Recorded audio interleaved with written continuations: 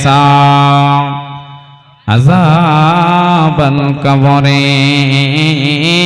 আয়েশা রে শোনো আল্লাহ জানো তোমাকে কবরের আযাব থেকে জানো মুক্তি দেয়।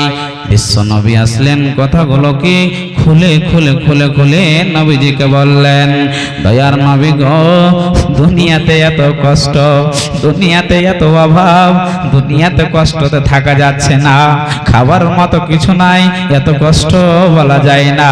দয়ার নবী গো, আখিরাতে আবার এর চাইতে বেশি কষ্ট হবে নাকি গো নবীজি, আপনি একটুখানি বলেন। বিশ্বনবী বলেন, আয়েশা রে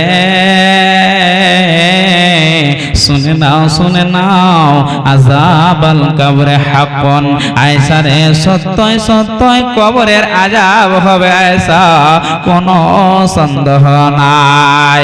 অঝর নয়নে কাঁদতে লাগলেন, আল্লাহ দুনিয়াতে এত কষ্ট সহ্য করতে পারি না, আল্লাহ কবরের আযাব কেমন করে আর সহ্য করব। আম্মা জান আয়েশা বললেন, আমি এগুলো শোনার পর বিশ্বনবীর দিকে আমি টার্গেট করতে লাগলাম। দয়ার নবী কবরের পাশে বসে অঝর নয়নে আল্লাহর নবীও কাঁদতেন, দেখতেন, জিয়ারত করতেন। আল্লাহর নবী যখন তার শাহাদাতে বসতেন, বন্ধুরে বিশ্বনবী তার শাহাদাতে বসে অঝর নয়নে কাঁদতেন। দোয়াগুলো আমরাও জানি কিন্তু মানে জানি না। আল্লাহুম্মা ইন্নী আউযু বিকা মিন আযাবিল কবরি ওয়া আউযু বিকা মিন ফিতনাতিল মাসিহিদ দাজ্জাল। বিশ্বনবী এই তার শাহাদাতে বসে দোয়া করতেন, হে আল্লাহ আমাকে কবরের আযাব থেকে বাঁচিয়ে নাও, হে রব্বুল আলামিন ফিতনায়ে দাজ্জাল থেকে আমাদেরকে বাঁচিয়ে নাও। তবে বন্ধুরা এতটাই কবর কোলে বলে ভয় করতেন, বিশ্বনবী তার শাহাদাতে বসে অঝর নয়নে কাঁদতেন। আপনাকে দুই একটা কথা আরো বুঝিয়ে দিই, কবর কবর কবরকে বলে আমরা স্মরণ করি না। আপনারা সকলেই জানেন যে দ্বিতীয় নম্বর আমিরুল মুমিনিন হযরত ওমর নামাজ পড়তে গিয়ে তার পিছন দিকে ছোরা মারা দেওয়া হয়েছিল, বুক দিয়ে বের হয়ে ফেটে বের হয়েছিল। বন্ধুরে এমন সব হযরত ওমর বেহুশ হয়ে যায়, তার লাড়ি ভুঁড়ি যায় খায়, পেট দিয়ে বের হয়ে যায়। বন্ধুরে এমন সময় হযরত ওমর 5 দিন বেঁচে ছিলেন, হযরত ওমর 5 দিন বেঁচে ছিলেন। এমন সময় বেটাকে ডাকলেন, আব্দুল্লাহ রে আমি আর বাঁচবো না রে সন্তান, তুমি যাও যাও যাও আয়েশার কাছে চলে যাও, আয়েশাকে খবরটা জানিয়ে দাও হযরত ওমর আর দুনিয়াতে বাঁচবে না, মারা যাবে, এই খবরটা জানিয়ে দাও। সালাম দিয়ে দিল, আসসালামু আলাইকুম, উত্তর পেয়ে গেল।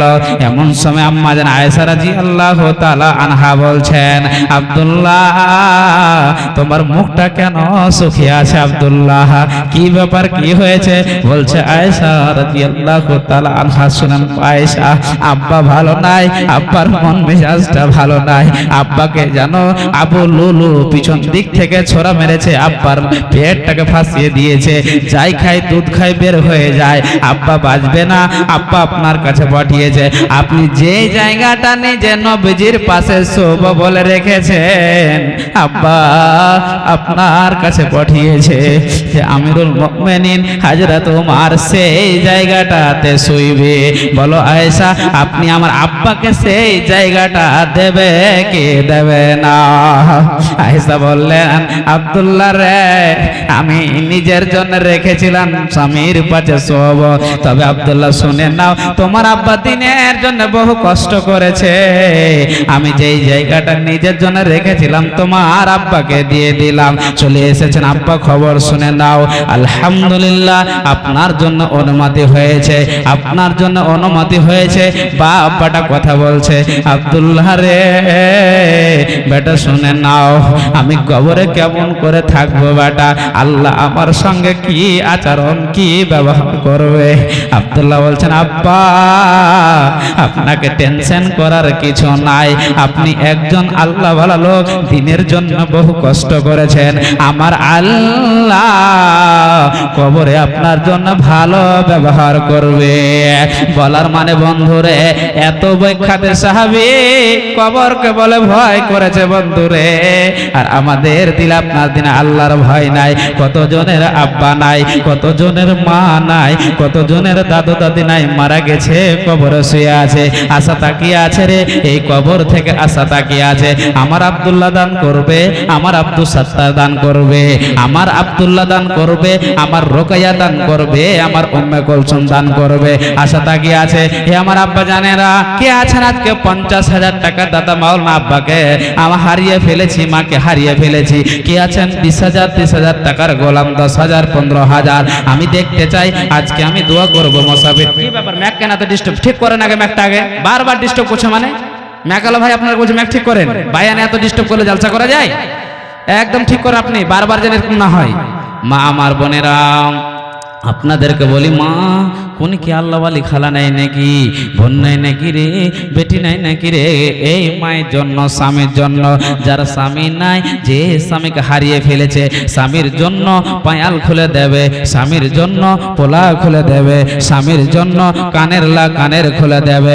এটা আপনার দেবেন, ঘটে যাবে না, আপনার ক্ষয় হয়ে যাবে না, আপনার পানিতে ডুবে যাবে না, আপনার আগুনে পুড়ে যাবে না মা, এই দান আপনার আখিরাতে জমা হয়ে যাবে। আপনি খবরদার ভাবিয়েন না, আল্লাহর ওয়াস্তা দেবেন, আল্লাহ আপনার মনের উদ্দেশ্যকে পূরণ করে দেবে। একজন আব্বাজান খালি হাতে থাকবেন না। কবরের কথা বলতে গেলে অনেক কথা বলা যাবে, কিন্তু আপনারা বুঝতে পারছেন কালেকশনের প্রয়োজন আছে। আছেন 2000 1000 200 500 10,000 15,000, আল্লাহ যাকে যেই মতো ক্ষমতা দিয়েছে ওই মতো আমার কাছে এসে হাজির হয়ে যান, একটু দোয়াটা নেবেন, একটু সালাম কালাম করবেন, আল্লাহ আপনার মনের উদ্দেশ্যকে পূরণ করে দেবে। আসেন ভাইজান, চট চট